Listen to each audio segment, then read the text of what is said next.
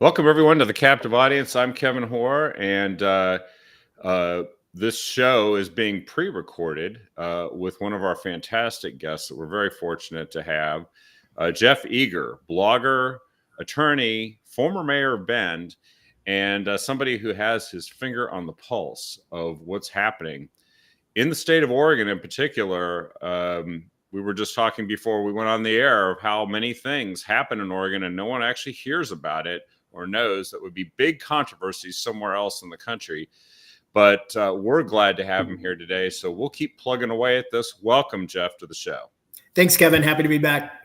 And so one of the things that stood out right at the top of your feed, I just love it. You actually have a way of saying these things that I think captures the essence. You've got pinned to the top of your Twitter feed a reaction to Tina Kotek's November 29th post where she says a bunch of stuff about, I don't know if she's reacting to Trump or talking about her governorship or what she's grateful for. I don't know.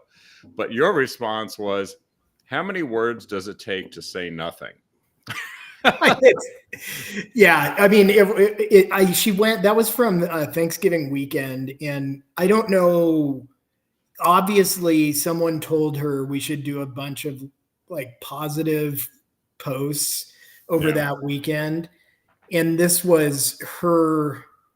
I'll just read it if you don't mind. Go right ahead, Kevin, because it's really funny.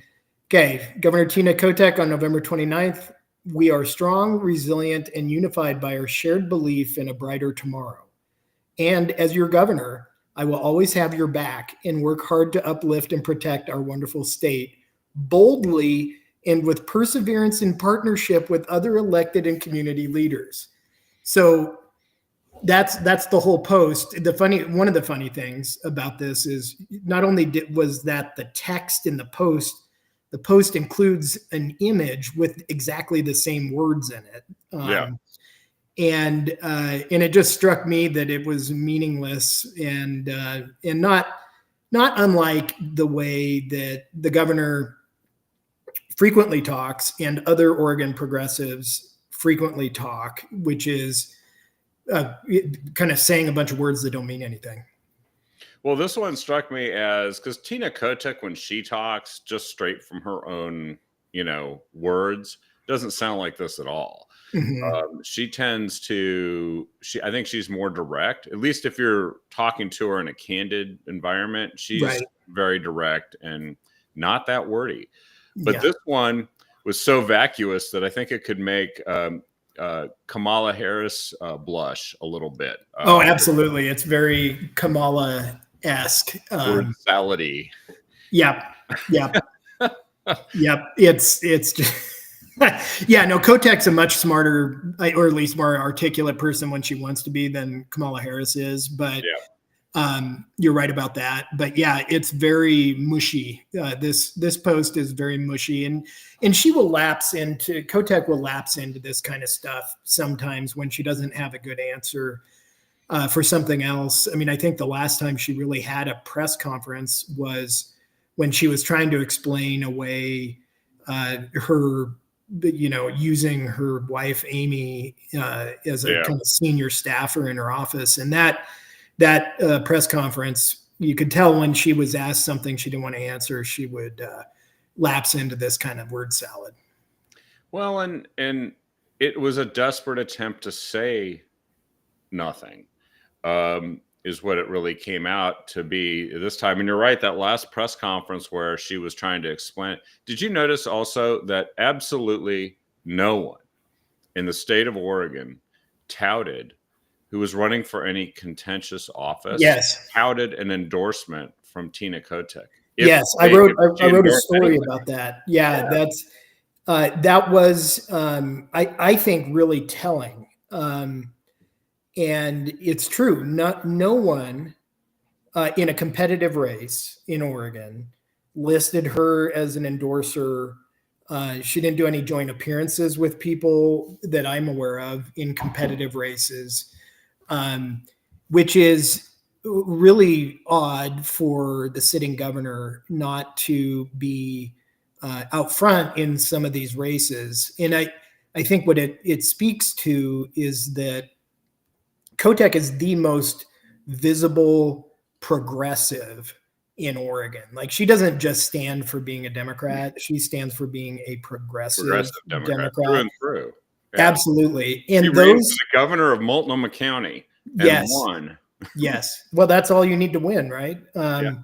But she, her style of politics, it's not really popular in Oregon. And if you needed proof of it, that's proof of it. That the symbol of Oregon progressivism was kind of persona non grata in these elections. Now, on the flip side of that, the Democrats got away with pretending she didn't exist and her policies didn't exist. Right. But it's telling that they knew they had to run away from her and run away from her policies and progressive policies, which, getting back to what you started off with, is all the more reason that we've got to step up our game so that people know what these policies are and who's enacting them and what their effect is, because the Democrats know that their policies are unpopular. So, and they're not working. Yeah. No. No. Or they are, but they don't want anyone to know that that's what they're actually trying to do. Yeah, no, exactly. There's that, where there's the stated purpose for something and then the real purpose for something, which I think you get into a lot of times with like the voter registration stuff, for example.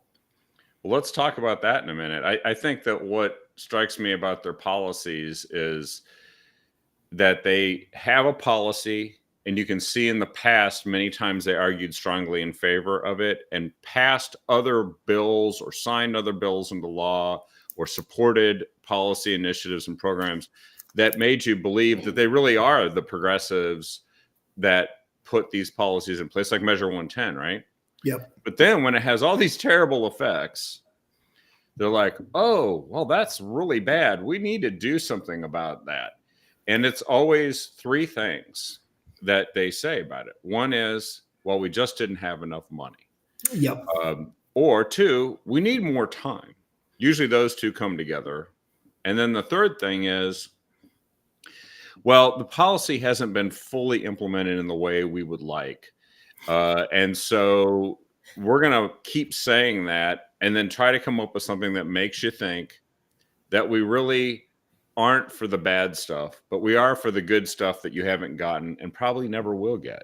Yep. And I think of policy after policy after policy. I mean, Measure 110 is a great example, but there are others. They really aren't forgetting the I-5 Rose Quarter ever done. They literally passed a tax to fund it, and then they have absolutely no intention of ever doing it. Yeah. And I think that that might actually happen with the bridge across the Columbia River, because they did it once before. We've seen this movie once before with the Columbia River crossing. They spent $220 million and they didn't build a damn thing. Yep. Yep. But somebody made $220 million off of this. Yep. Yep. And I think those people probably know the decision makers well, would be my guess. They are highly familiar with them. And I think the same thing's happening with homelessness. They are still completely down for this housing first harm reduction approach. And and really within a week, I think, after the election, they were doing a housing summit in Portland, talking about what they're going to do. And I went and read what they said. And then it's as if nothing has gone wrong yet. Yep. They just got to do more of it. Yep. That's what they said. It was all housing first stuff. And it's, it's very clear on the homelessness and housing stuff. Kotek's proposing $700 million in new spending for housing. She's spent, or the state on her behest, it has spent billions already trying to, somehow conjure into existence affordable housing. And it hasn't worked at all. Like it just has not worked. But she's going to keep spending money. And I think what I keep coming back to is that for Governor Kotek and a lot of the Democrats that run this state, the spending is the point. Like the action, the spending is the point. And that's why in all these press releases and Twitter posts and whatnot, they focus on, okay, hey, look, she looks at it as a good thing that she's spending $700 million more on these housing policies. And even though they haven't worked, like she's doubling down on what hasn't worked. But what they want is the headline about the spending that they think shows her intent to fix a problem. It shows that she's aware of a problem. And how do you fix a problem? You just throw a bunch of money at it. And that's the way we've been governed here in Oregon for a long time, and it stinks. Yeah, it's virtue signaling with a bunch of dollar signs after it. And have you, whoever runs against Kotek, and I don't know who for sure is going to be, say, the Republican nominee, and who knows, maybe there'll be this third party dynamic again. Right. No idea, right? Yep. I have noticed that Kotek's been kind of quiet talking about the Trump administration. Almost sounds like she might want to work with them because she thinks, hey, we could still get some money. But she's going to defend our values, whatever that turns out to mean in reality. But I think that so many of the things that they have been doing, the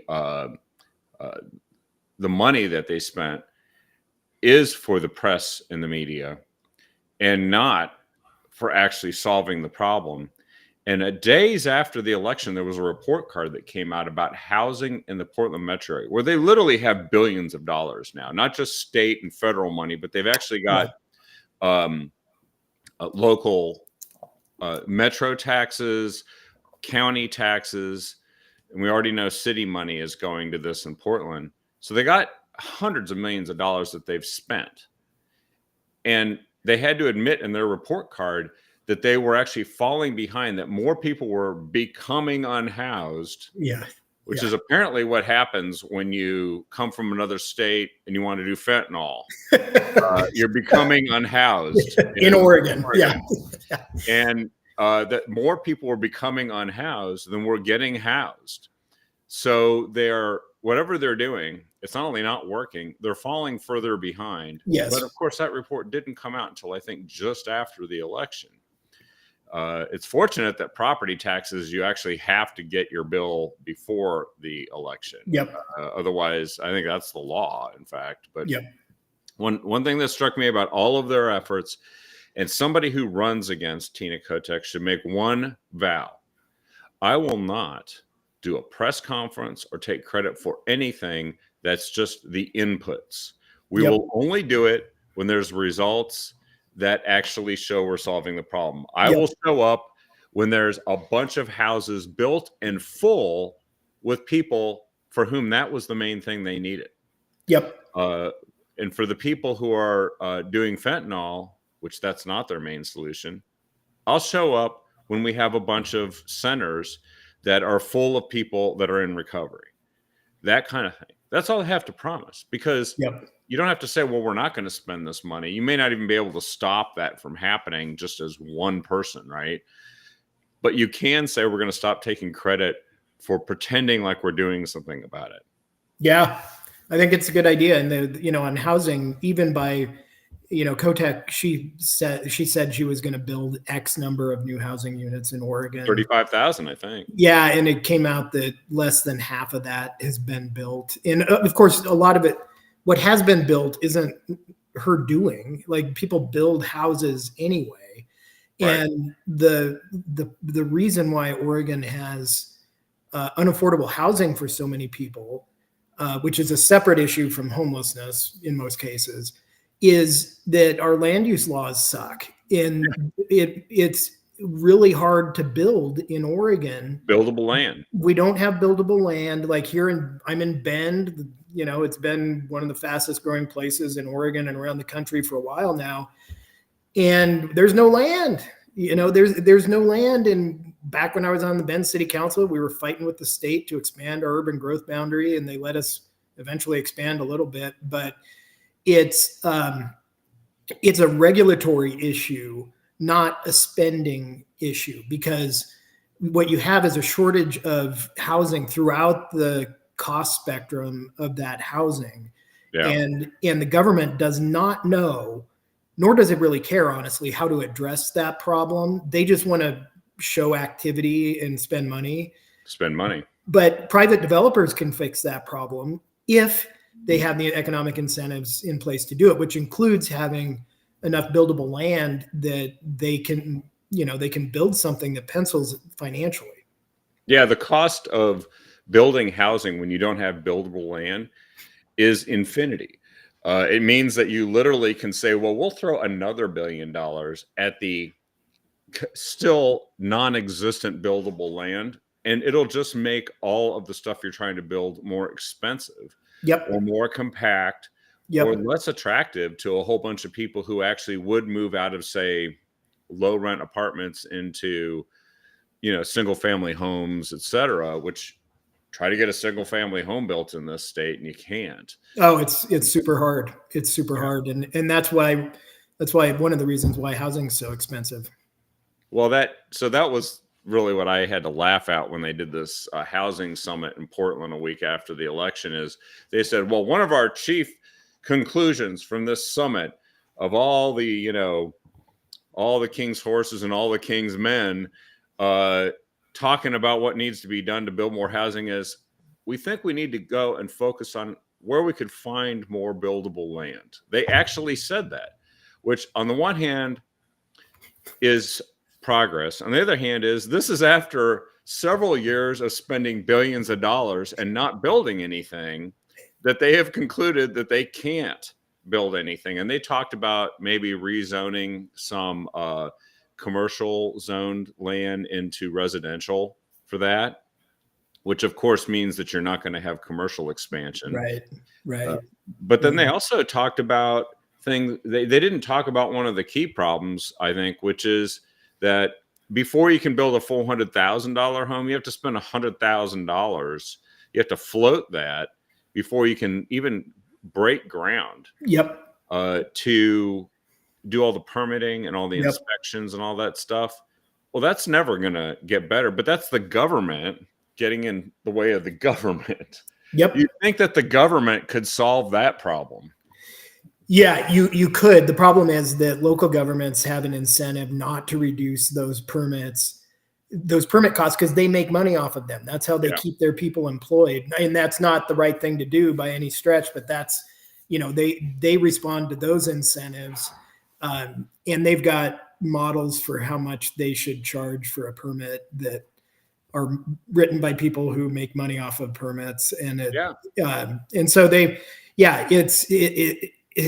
problem, kind of one of the overarching problems in Oregon, but nationally, but especially in Oregon, is the number of ways in which the government gets in the way of people doing productive things. And we want more housing. That is a productive thing to provide for people.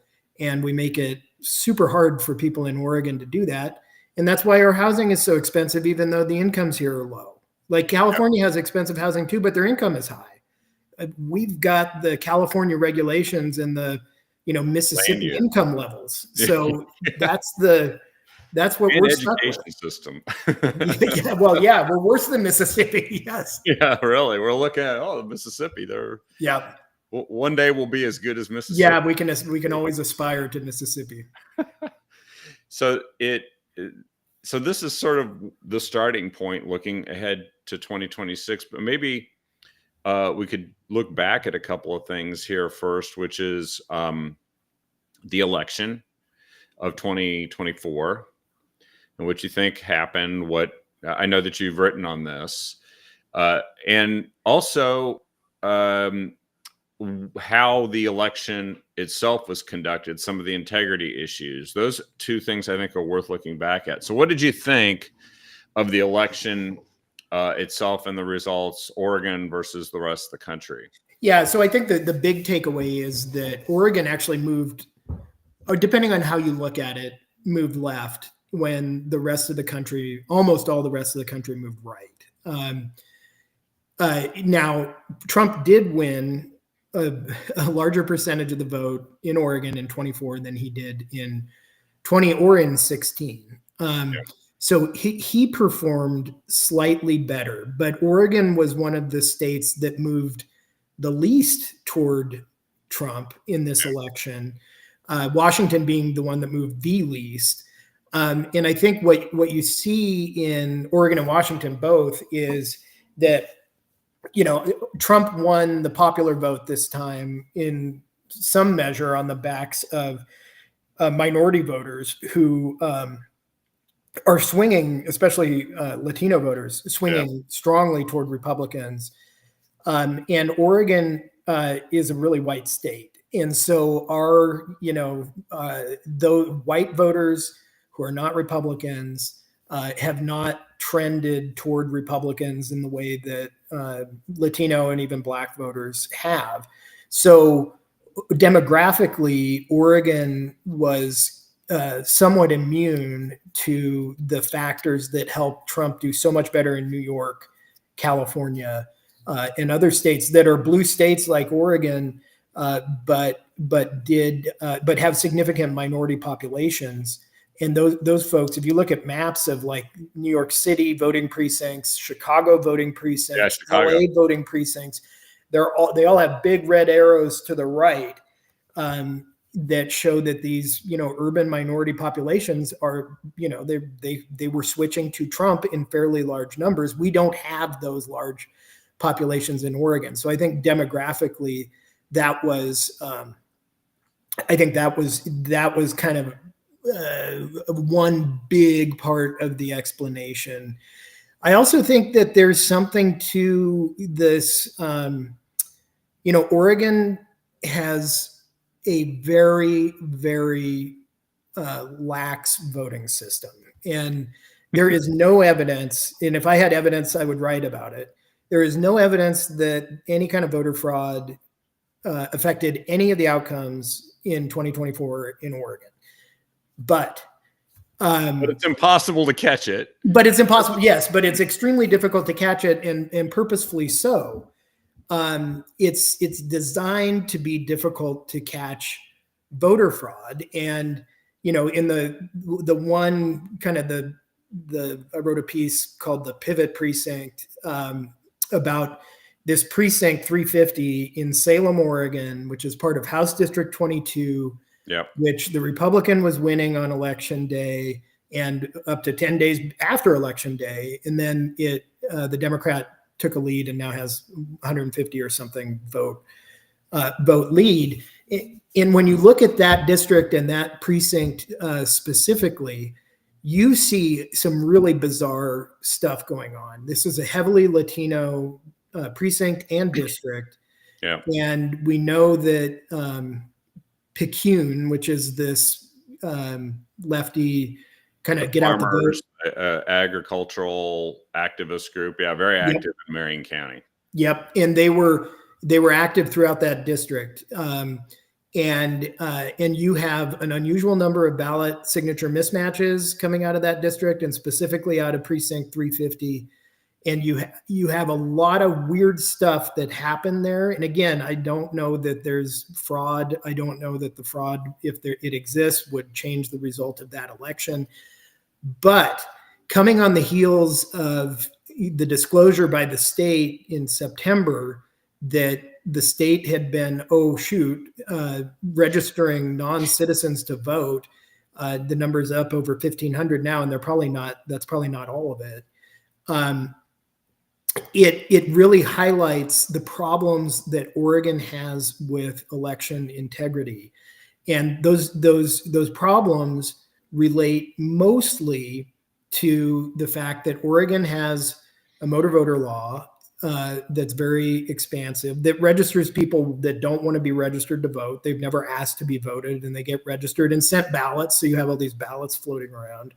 And then in especially in a heavily Latino area like Salem, you have Picayune going out there and harvesting ballots. Now, harvesting ballots is not supposed to include filling out someone's ballot. It's not supposed to include signing someone's name on the back of their ballot. Oh. But we don't know what really happens in those interactions. And again, if I had evidence that there was something improper that happened in any of those interactions, I'd write about it.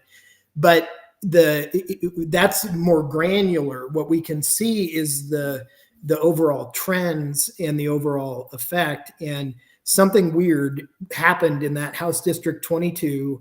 And it happens to be a district that's heavily Latino. It happens to be, right on the heels of the disclosure that non-citizens were registered to vote. It happens to be where Picayune was active, and it happens to be on track right now to deliver Democrats a tax hiking supermajority in the House and the Senate. So it's kind of a perfect storm. I think House District 22 is a perfect storm. Perfect example for all the election integrity issues that Oregon faces. And maybe there's nothing improper that happened, but the fact that it's really hard to figure out if something improper has happened is part of the problem.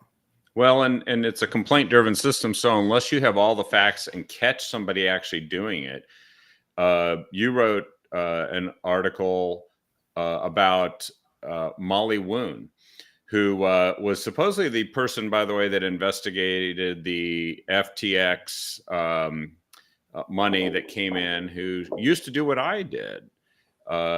We were both the communications directors of our respective state parties at the same time, and she's obviously gone in another direction with her career, which is to preside over the non-citizen voting potential of our state. And she said she's against denying a ballot for any reason whatsoever, which means that if you're going to get a ballot, and that's it. And then the Federalist actually wrote an article about a week and a half ago. Looks like it was the 22nd of November. And what they reported is that the Oregon DMV has processed more than 54,600 voter registrations for individuals who have not proven citizenship. That doesn't mean they're not citizens, but they have not presented proof to that effect, which technically is a requirement under federal law. Because of the Help America Vote Act. You're not supposed to have somebody who can't present that affirmation. And could a couple hundred of those 54,600 been in precinct 250 of House District precinct 350 of House District 22? Hell yes. Yep. And that is your point. Now, trying to catch somebody, and you were quoted in this article, by the way, the Federalist, trying to catch somebody actually doing this is next to impossible, which means that the legal case that could be brought to act as a deterrent and prosecute people and maybe even overturn the results of election is actually almost impossible to do. Yes, it is. It's extremely difficult. And that's why I think that, I think House District 22, because of how close the margin is still kind of up in the air a little bit. But I think that the value of it really is mostly to instruct us about what the system generally and how we can ensure that the election in 26 is more secure than it was in 24. And the baffling thing about our election officials, especially Molly Woon, is what they first said when in September they had to admit that they'd registered non-citizens to vote. They said this will not affect the 2024 election. Just flat out factual statement. Yeah. This will not affect it. Because if you say something different, that they wanted to categorize as misinformation. Exactly. But you know what? Almost certainly non-citizens voted in Oregon's election in 2024. Did enough of them vote to affect the outcome in any races? I don't know. But I would love to see the proof that they know that no non-citizens voted in Oregon in 2024, and it's just not out there. And For them, proof is that you can't prove yes, that what they said isn't true. Yep. That's not usually the standard of proof. Right. Standard of proof is that you make an assertion, a sweeping assertion, and that is what you rely upon to say you need take no action whatsoever as a public official. You're the one who should be able to present evidence to that effect, that you actually can conclude that, and they have yet to do that. Yeah, and especially in this circumstance where it's state and federal law that non-citizens cannot register to vote and they cannot vote. And the state frankly, could care less about whether that law is being abided by in Oregon or not. And they could verify, so we know that we registered non-citizens via motor voter. How many non-citizens do we have on our voter rolls? How many non-citizens are voting in Oregon? Those are things they could find out. But they absolutely don't want to, even though the law requires that these folks not be registered to vote and that they don't vote. But they actually forbid election officials from even asking that question. Yes. So in other words, they don't compel anybody in the elections division who could actually enforce this. Yep. They don't permit any of them to actually ask this question. So it's totally based on this self-attestation standard. I got to believe that if anything is going to be dealt with from the federal level, it is the self-attestation thing is going to go away. Yep. And there is going to be some bill that's going to get signed into law, because I just think it's almost impossible for Democrats, especially in at-risk seats, in around the country, to say no to this. That they're actually going to go publicly and say, we refuse to have our election system prove that it's clean. And I'm thinking a lot of people on the East Coast in some of these seats are going to have a hard time saying it. They might still try to get away with it here, but I think if a federal requirement for that, so that non-citizens are truly purged from the rolls. And the second thing is, which by the way is the SAFE Act, I believe was already in Congress and it died in the Senate. And it wouldn't have gotten a Biden signature probably either, but now all of that could happen. But the other thing is, I think that they are going to actually be able to impose some sort of voter ID standard. People want it. Super majorities want it. It's even true in Oregon that they want it. They just don't realize that when they don't have it, that actually there's a problem, right? So the first issue of the non-citizens thing is going to expose the voter ID issue on the second hand.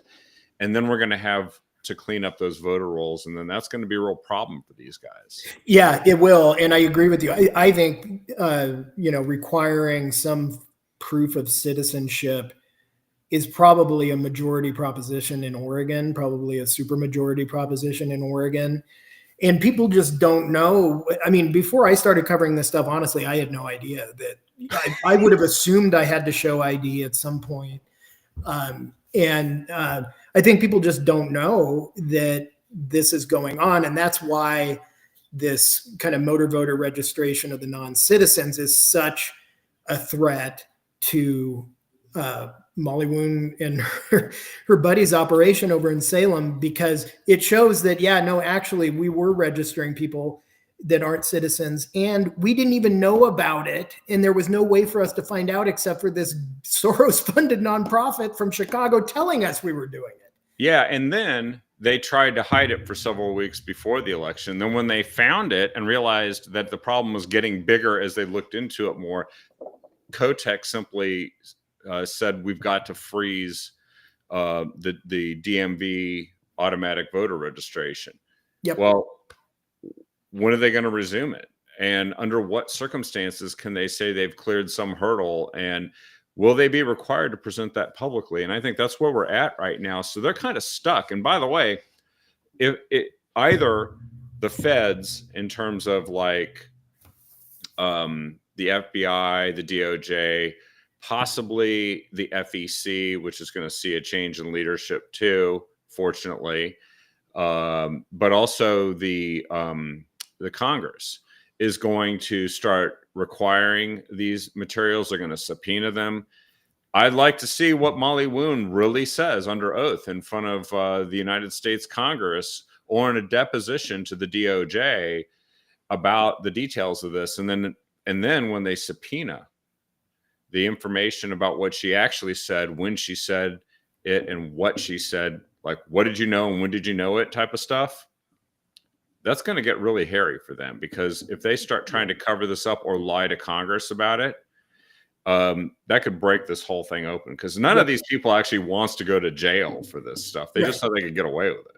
Well, they've come up in the Oregon political system where if you're a progressive Democrat, you're immune. I mean, by Val Hoyle being kept. Val Hoyle being an excellent example, but even a kind of a smaller example from this week. So the new mayor of Portland, or the mayor-elect of Portland, has hired this woman named Aislinn Coghlan, I think is how you say her last name, to be his chief of staff. She was the one that you mentioned, the FTX stuff before. She was the person in the Democratic Party of Oregon who definitely knew that the money almost certainly came from FTX, and then she caused it to be reported as coming from someone else.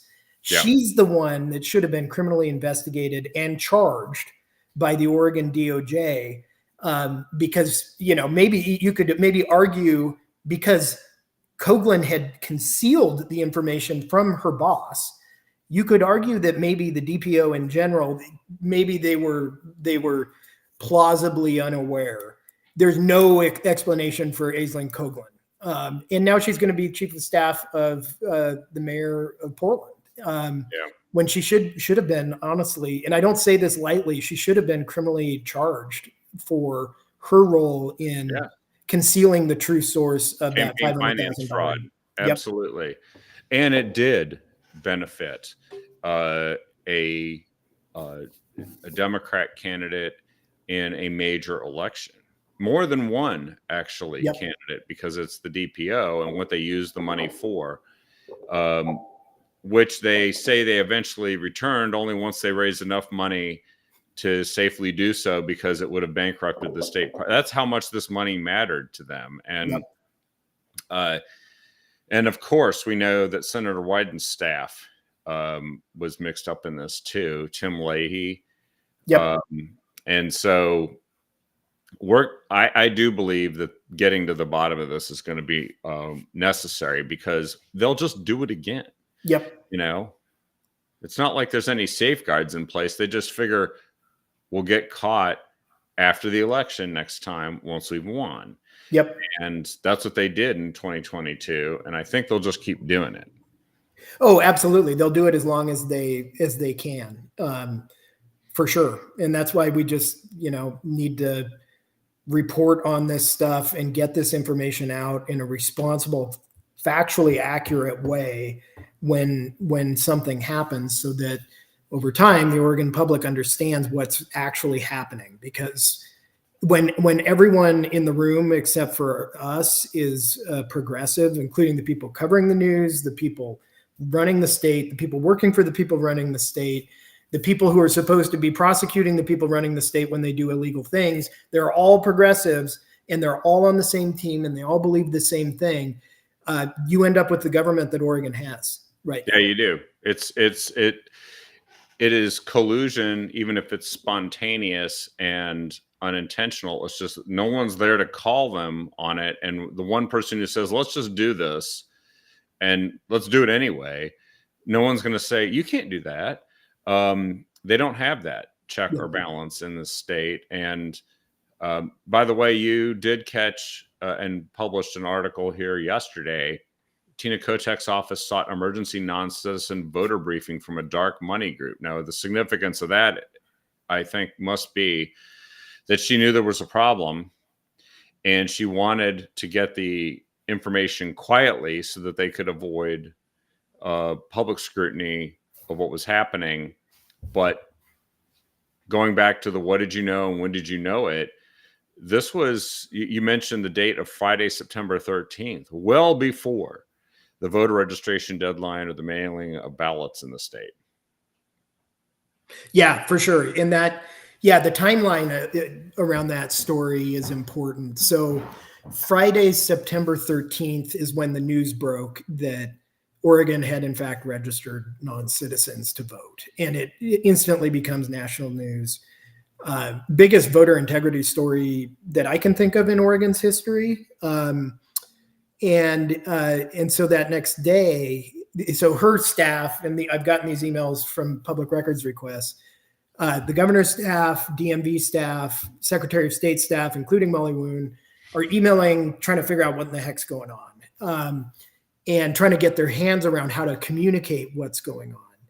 And so one of the first things they did that next day, they scheduled a Microsoft Teams call for Saturday, September 14th. So the next day, and this is on a Saturday, that these state employees are getting together on a call.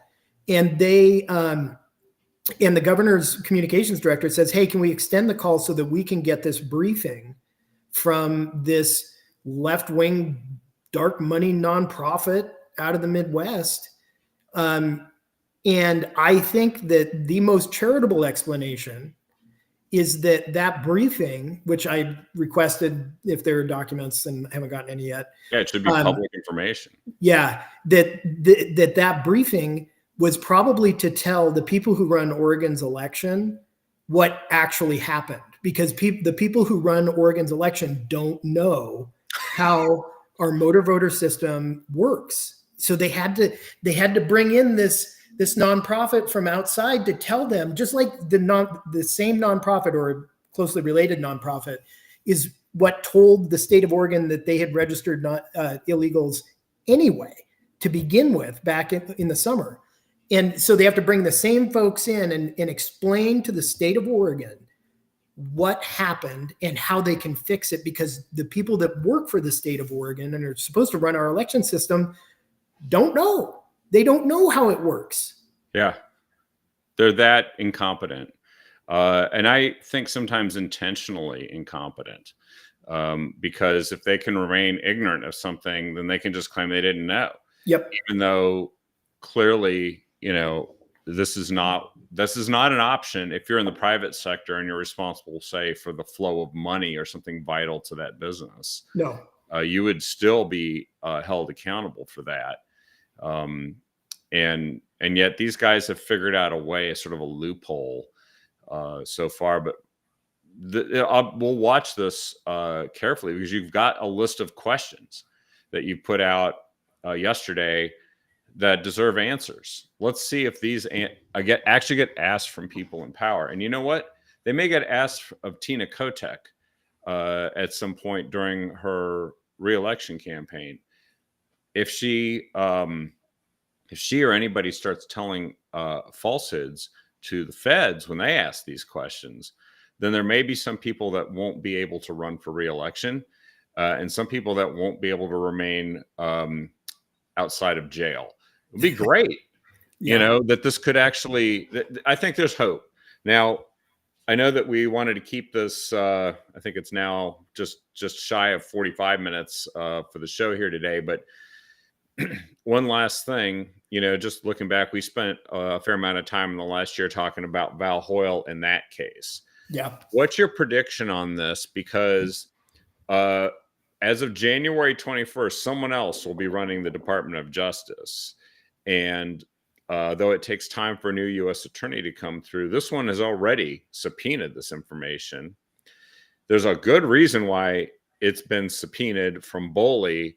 From the time that Val Hoyle was there, she, in her own words, demonstrated that she was the ringleader of the whole thing. Yeah.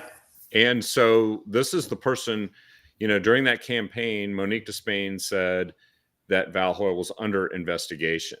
This is why, because you wouldn't have a reason to investigate anyone else by expanding your investigation to include this information. Right. And once it included looking into Val Hoyle's communications, that supposedly are public record.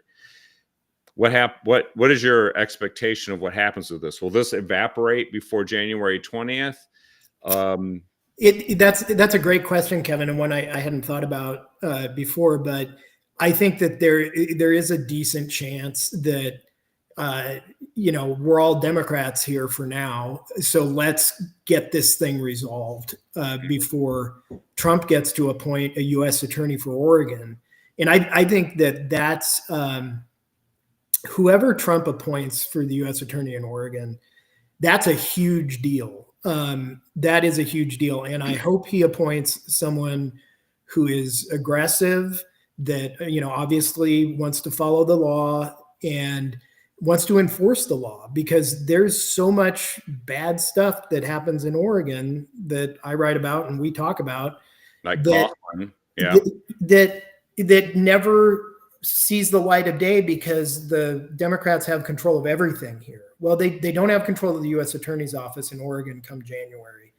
And it's a great opportunity to, do some of the corruption policing that the Oregon DOJ is also supposed to be doing, but hasn't and won't. But federal laws apply to some of this stuff too, and the U.S. attorney can.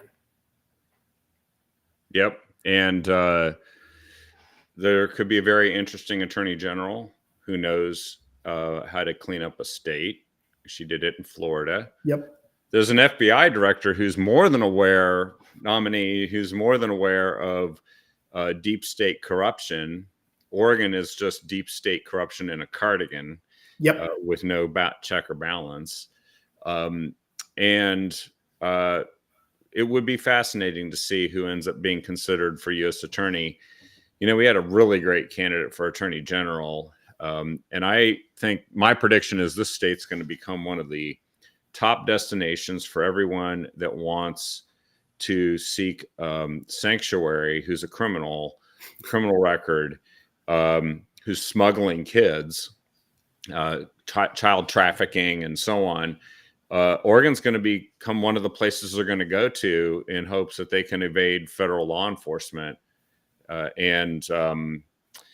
That's going to require one hell of a U.S. attorney that knows a thing or two about all that stuff. Yeah. Will Lathrop would be a great U.S. attorney for Oregon. I don't know if he's considering it or he's being considered, but that would be, he'd be a great choice. And you're assuming that we're not already a destination for child traffickers and drug traffickers. And well, once they flee all the other states where Biden wasn't removing them, and those states are now going to help. Yes. And some of those states are actually going to be blue states who are stinging from all this. If you saw that in Chicago, you probably saw the Chicago City Council get smoked by a bunch of Black citizens. I saw that. Super angry that their taxes are being raised, and they've spent $1 billion on non-citizens. And the city council's like, we're going to go to the mat to keep these people here. And they're like, no, you're not. Some of these states are going to be changing their tune, but Oregon might not be one of them. Oregon will be dragged out of it, right? Like kicking and screaming is the only way that Oregon's gonna change on some of this stuff, because the people that run the state are so vested in the way we do things here, and the people that support the people that run our state make money off of it. And that's going back to the spending discussion. Why is Tina Kotek happy spending $700 million more on housing when the billions she has spent haven't worked? Because her political supporters end up with a lot of that money, and they want her to spend it. So someone's making that much money. Yes, that's right. Well, I think we've laid out quite a festive scenario for everyone to ponder here as we head towards the holidays, and what they can look forward to into the next year. And we'll have to have you back, actually, once we get into the state legislative session, because that's going to present a political roadmap for where the Democrats are heading, what they really think, and what they're going to try to do. But also, it's going to be right on the heels of a new administration with new people running things that are going to do some of the things we just talked about. Let's hope. Yep, absolutely. I'll be happy to come back on if you want me. Thanks so much, Jeff. And once again, thanks for taking the time here today. And folks, when you see this, just know that you can follow Jeff. He's got a blog called OregonRoundup.substack.com. You can go and check that out. And he posts a lot of stuff there. And then, of course, his X or Twitter feed, x.com/Jeff_Eager, is also great to go and check out some of the things we've been talking about. I know that Oregon corruption is an endless fountain, and you can see all of that on Jeff's feed as it unfolds here in the coming weeks. Share it with everyone you can, and share this show with everyone you can going forward, because we'll keep you informed. Thanks everyone for joining us here. Again, thanks, Jeff, for supplying us with your insights and wisdom. And Jeff, Merry Christmas to you. And to all of your family here as we head into the end of 2024 and towards the new Trump year of 2025. Yeah, Merry Christmas to you and yours as well, Kevin, and to all your listeners. Thank you. And thanks, everyone. We'll see you on the next episode of The Captive Audience. Have a great night, and